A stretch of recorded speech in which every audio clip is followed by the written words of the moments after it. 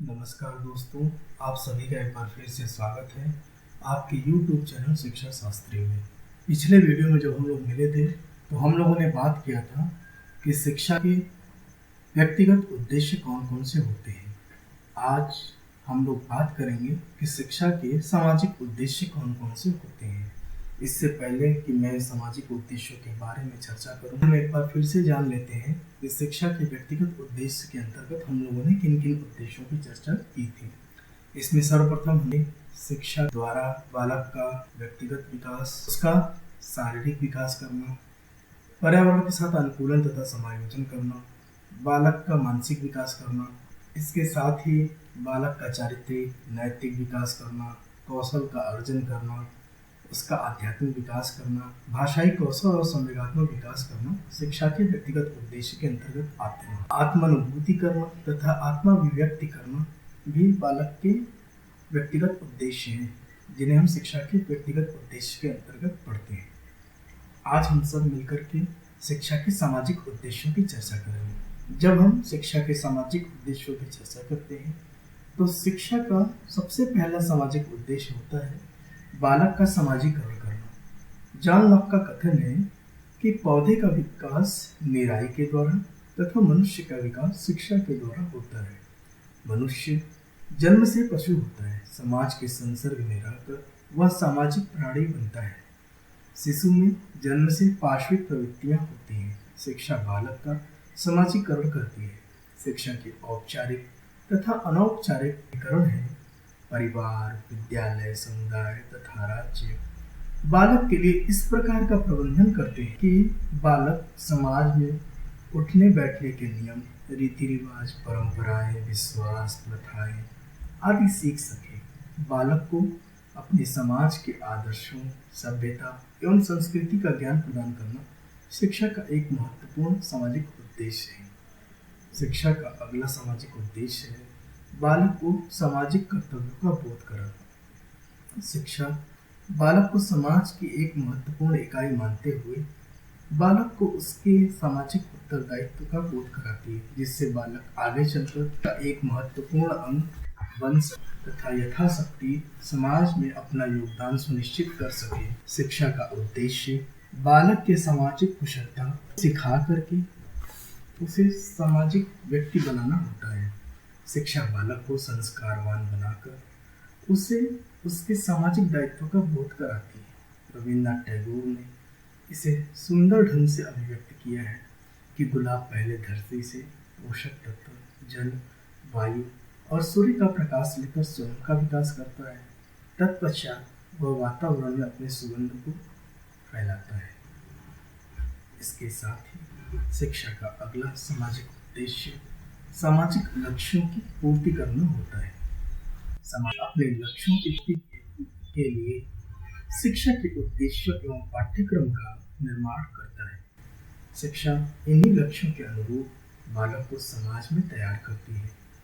जैसे जैसे समाज में सामाजिक मांग ज्यादा होती है, उन क्षेत्रों के संबंध में समाज के द्वारा प्रयास किए जाते हैं। शिक्षा अपने लक्ष्यों को पूरा करके अंततः समाज के लक्ष्यों को ही पूरा करती है। जैसे जैसे समाज के लक्ष्यों में परिवर्तन आता रहता है, वैसे वैसे शिक्षा के लक्ष्य भी बदलते जाते हैं।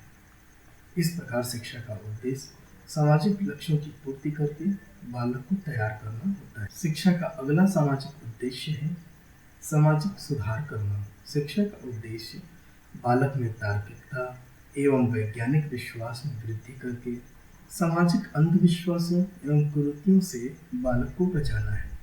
शिक्षा बालक में उचित निर्णय क्षमता का विकास करके सामाजिक सुधार तथा जनसंख्यात्मक संरचना के प्रति भी संचेतना जागृत करती है। इसके साथ ही साथ शिक्षा का अगला सामाजिक उद्देश्य समाज में परिवर्तन लाना तथा बालक को सामाजिक परिवर्तन को स्वीकार करने हेतु तैयार करना होता है। जितने भी सामाजिक परिवर्तन हुए हैं उनमें कहीं न कहीं शिक्षा अपना महत्वपूर्ण योगदान देती है। शिक्षा न केवल महत्वपूर्ण योगदान देती है बल्कि बालक को सामाजिक परिवर्तनों को स्वीकार करने हेतु भी तैयार करती है।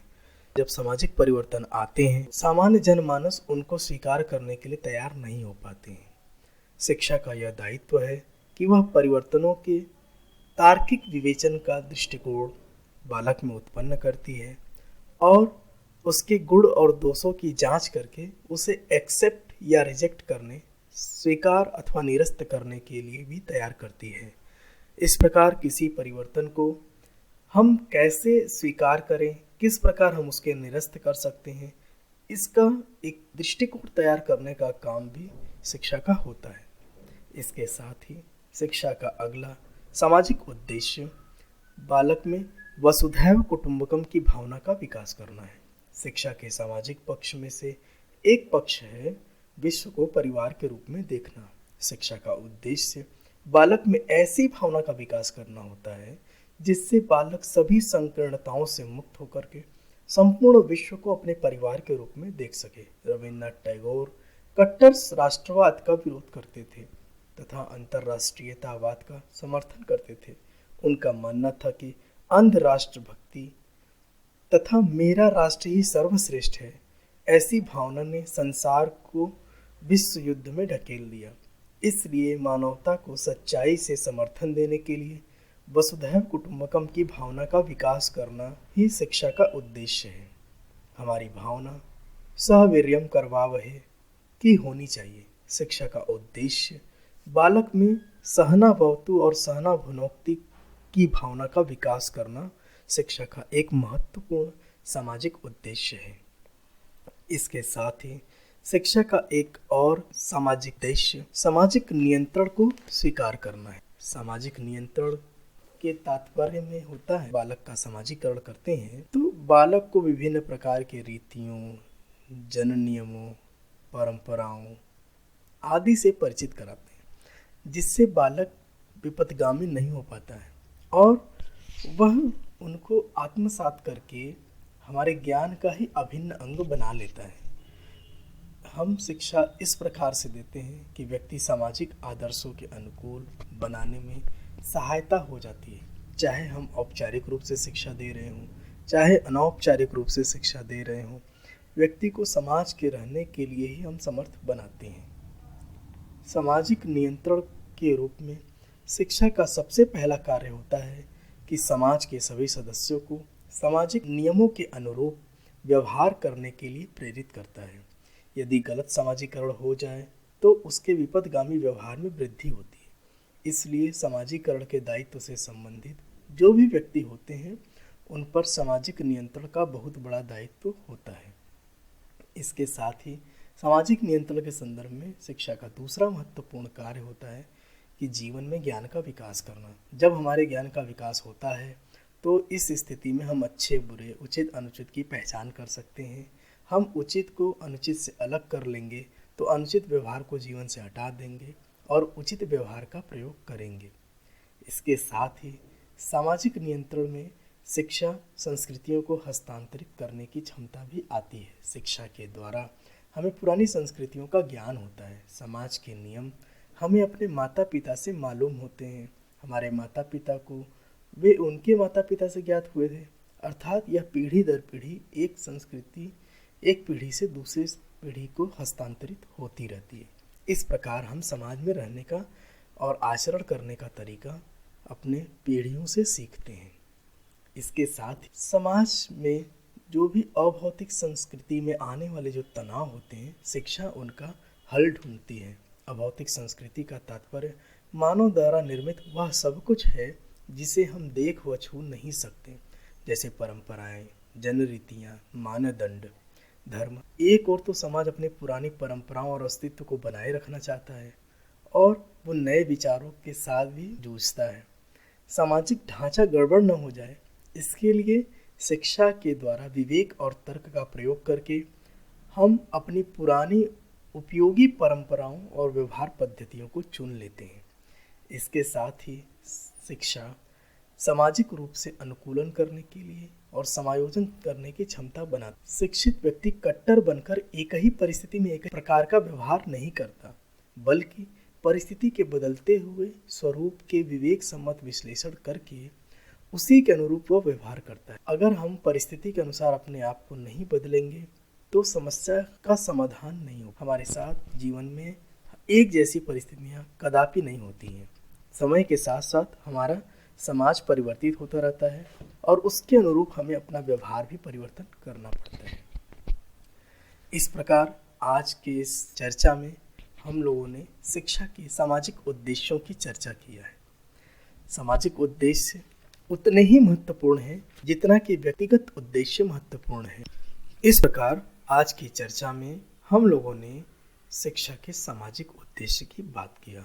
सामाजिक उद्देश्य भी शिक्षा के लिए और बालक के लिए उतने ही महत्वपूर्ण है जितने कि व्यक्तिगत उद्देश्य। शिक्षा के व्यक्तिगत उद्देश्य और सामाजिक उद्देश्य एक दूसरे के पूरक हैं। आज की चर्चा में हम लोगों ने सामाजिक उद्देश्यों की बात किया। जब हम अगली बार मिलेंगे तो हम शिक्षा के व्यावसायिक और लोकतांत्रिक उद्देश्यों की बात करेंगे।